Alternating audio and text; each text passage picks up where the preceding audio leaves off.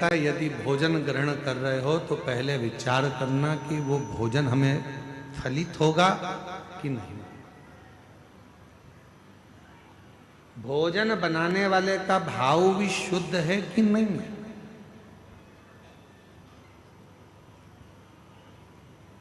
एक कितना सुंदर प्रसंग आता है कि एक राजा हमेशा मरने का सोचता था। रानी उसको समझाती थी तुम्हारे घर में जब राजपाट है, धन है, वैभव है, संपदा है, सत्ता है, दौलत है, जमीन है, जायदाद है, बच्चे हैं, तो फिर मरने का क्यों सोचते।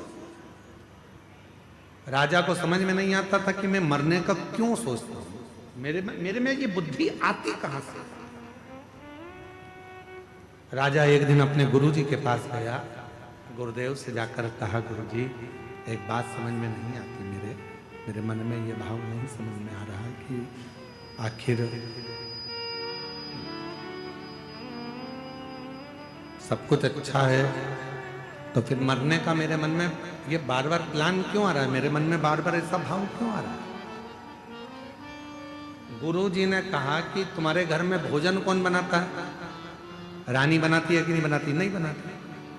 कौन बनाता है तो कि एक सेविका आती है, एक दासी आती है, वो भोजन बनाने वाली दासी सेविका भोजन बनाती है। अच्छा पता करो उस सेविका को कोई तकलीफ तो नहीं है। मालूम करा तो वो सेविका सबसे एक ही बात कहती थी, मैं तो इतनी दुखी रहती हूं, मैं तो मर जाऊं तो अच्छा। सेविका हमेशा एक ही बात सोचती थी कि मैं तो इतनी तकलीफ में हूं, इतनी दुखी हूं कि मर जाऊं तो अच्छा। भोजन बनाती रहती, आंख से आंसू बहाती रहती और मन में मरने का विचार करती। भोजन कौन करता, राजा। बुद्धि किसकी बिगड़ी, राजा की। मरने का प्लान कौन कर रहा, राजा।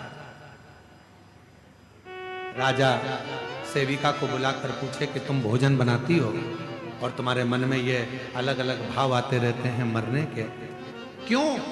कहा मैं दुखी हूं, तकलीफ में, कष्ट में, इसलिए मैं मरने का विचार करती रहती हूं महाराज। राजा ने उस सेविका को निकाल दिया, भोजन रानी बनाने लगी। राजा की उम्र के लिए सोचती थी मेरा पति खूब जिए, खूब आनंद में रहे, स्वस्थ रहे, खुश रहे। पति स्वस्थ रहने लगा, खुश रहने लगा, आनंद में रहने लगा। मेरी जीजियों, मेरे जीजाओं, मेरी बेटियों, बेटाओं, मेरी माताओं, एक निवेदन आपसे करें, भोजन बनाओ, मना नहीं है।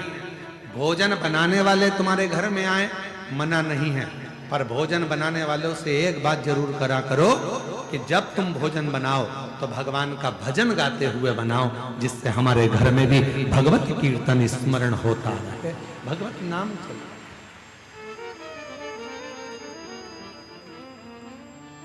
अब वो अपने दुखड़े रो रो कर, दुखड़े बोल बोल कर भोजन बनाए। अब मालूम पड़े अंदर इतना गुस्सा आ रहा, इतना गुस्सा आ रहा, और वो पूरा गुस्सा आटे उसनने में, इससे तो ये कर रहा, और आटा उसन रही है, रोटी का आटा मल रही, और अंदर से गुस्से में लाल होती चली जा रही, और आटे पे सारा गुस्सा निकाल दिया, और वही आटे की रोटी बनी। जिसने खाई, घर में लड़ाई लड़ाई, ये भी लड़ रहा है, वो भी लड़ रहा है, भाई भाई लड़ रहा है, बहन भाई लड़ रहा है, सास चिल्ला रही, बहू चिल्ला रही। क्यों? क्योंकि वो आटे में तुम्हारा क्रोध चले गया। कई माताओं की आदत रहती है, चावल में सीटी नहीं आती। अरे बोले तो जम के, चावल में सीटी नहीं आती तो गुस्से में वो चावल की सीटी बार बार सीटी पर वो आई नहीं, तो इसने दो बार लाया, ऐसे दो बार, आखिरी में उसने धम के दिया, रपा। अब तुमने तो चावल में देर रख के गुस्सा निकाल रही हो चावल की सीटी पर। चावल की सीटी में जो बूंद बूंद भाप का पानी अंदर गिर रहा था, उसमें तुम्हारा क्रोध भी उस चावल में चला गया। किसी ने खाया, गुस्से में लाल हो गया। तुम्हें समझ में नहीं आ रहा मेरे घर में ना जाने क्या हो गया। पहले बहुत शांति थी, आजकल जिसे देखो वो गुस्से में बोलता, वो झगड़ा करता, लड़ाई करता। क्रोध करता है। क्या कारण? जो भोजन बन रहा है उसमें जरूर कुछ ना कुछ त्रुटि हो रही है। इसीलिए आप लोगों से कहते हैं कि कहीं मंदिर जाओ, देवालय जाओ, शिवालय जाओ, सीहोर कुबरेश्वर धाम जाओ, तो आपसे निवेदन है कि होटल में भोजन कम करो। पहले कुबरेश्वर धाम की खिचड़ी प्रसाद 2 रोटी कुबर बाबा के भंडारे की अवश्य खाओ, जिससे हमारे रोग दूर हो, दुख दूर हो, कष्ट दूर हो, परेशानी, तकलीफ दूर, हमारे कष्ट, हमारे रोग, हमारी तकलीफें दूर हो, वहां का प्रसाद। और शंभु शरणे पड़े मांगू घड़ी